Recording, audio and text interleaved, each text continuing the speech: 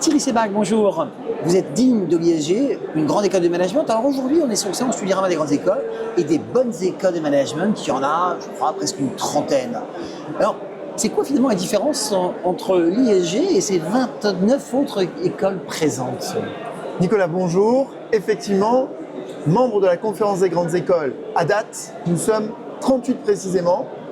Et parmi les écoles, comment aujourd'hui se différencie-t-elle? C'est vrai, quand on se dit c'est quoi une école de commerce? Une école de commerce, c'est une école où on vient pour apprendre le marketing, la finance, les ressources humaines, la communication, le droit, la géopolitique. Une grande école de commerce, c'est une école où aussi on se forme à l'entrepreneuriat, où on va avoir la possibilité de vivre une vie de campus. Qu'est-ce qui différencie les écoles? Quand on regarde vos plaquettes et la présentation, tout se ressemble. Tout se ressemble. Et donc, qu'est-ce qui fait la différence? Pour moi, ce qui fait la différence, l'expérience, l'international et le réseau. L'expérience, pour moi, ça porte un nom, c'est une pédagogie, elle n'est pas hors les murs, elle est hors norme.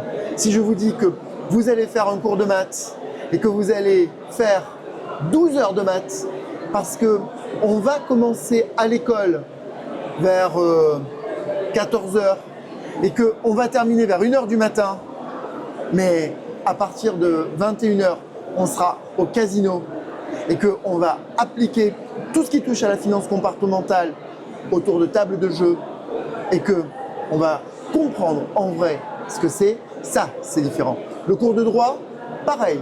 Un cours de droit, c'est vrai, mais un cours de droit depuis l'Assemblée nationale ou le Sénat. 1, l'expérience. 2, l'international. Dans toutes les écoles, on vous dit que vous allez pouvoir partir en 3e année. Moi, je vous dis autre chose. Je vous dis que vous allez pouvoir partir à l'international 4, 5, 6 fois, pas sur la totalité de votre cursus, 5, 6 fois votre première année dans ce que nous avons appelé des road trips, c'est-à-dire… Justement, Thierry, parce que vous avez parlé de road trip. Le road trip que vous avez fait dans une mine d'or en Afrique, je crois. Exactement. C'était quoi le sujet pédagogique, on va dire? Les matières premières et l'énergie. Comment est-ce que le développement durable est intégré dans la gestion d'une mine d'or? Aussi, puisque vous parlez, comment est-ce qu'on a intégré cela du point de vue de la pédagogie, un cours de géopolitique de l'Afrique, un cours de géopolitique des matières premières, un cours pas de géopolitique, mais cette fois-ci de finance, et donc de ce que l'on appelle le marché des commodities, vous savez, les matières premières. Et tout cela, on le fait avant de partir. Quand vous arrivez, vous savez déjà un certain nombre de choses qui vous permettent de poser les bonnes questions au directeur général d'une mine d'or. Une mine d'or, là, on revient de Copenhague il y a 15 jours, on a rencontré les équipes de Total Energy, on a parlé mix énergétique, on a parlé décarbonation, on a parlé transition climat. Ce sont des cours dans toutes les écoles de commerce et ça, on le fait de manière appliquée. Mais vous embarquez pas tout le monde sur ces road trips?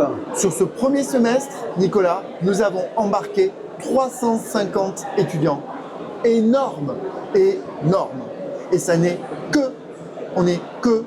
aujourd'hui, le 9 novembre. Donc ça veut dire que sur l'année, vous allez embarquer, pour utiliser ce mot, plusieurs centaines d'étudiants sur vos road trips. On a pour objectif d'embarquer près d'1 millier d'étudiants sur cette première année de déploiement massif de tous nos road trips. Alors le prochain, c'est? Le prochain, là, nous partons la semaine prochaine à Bruxelles, nous embarquons 60 étudiants pour un cours sur les institutions européennes, on en fait dans toutes les écoles, pour un cours aussi sur comment on réindustrialise, sur un cours sur la concurrence internationale et le commerce international, l'Europe face à la Chine, l'Europe face aux États-Unis. Ce sont tous ces sujets-là que l'on va aborder et entre autres avec Stéphane Séjourné, vice-président du Parlement européen.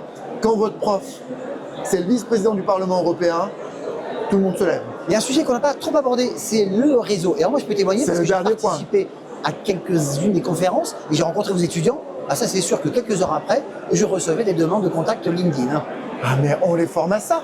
Pourquoi est-ce qu'on fait tout ça? Vous savez, en janvier, le grand road trip de l'année, il est à Las Vegas à l'occasion du Consumer Electronics Show.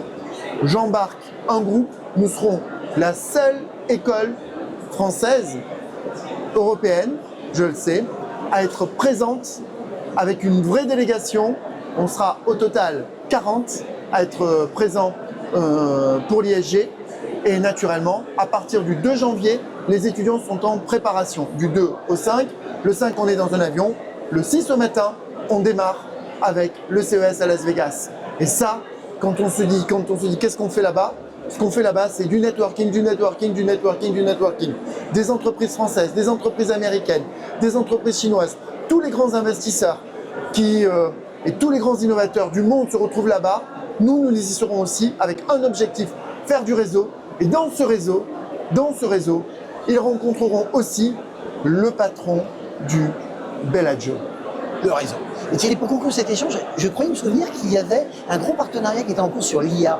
Vous en êtes où? Exactement, nous sommes aujourd'hui avec un partenariat avec OpenAI et donc nous déployons aujourd'hui ChatGPT.edu auprès de tous nos primo-accédants à l'école. Donc c'est 1500, c'est un test grandeur nature sur près de 1500 étudiants et nous avons pour ambition l'année prochaine de le déployer sur l'ensemble des étudiants de l'école.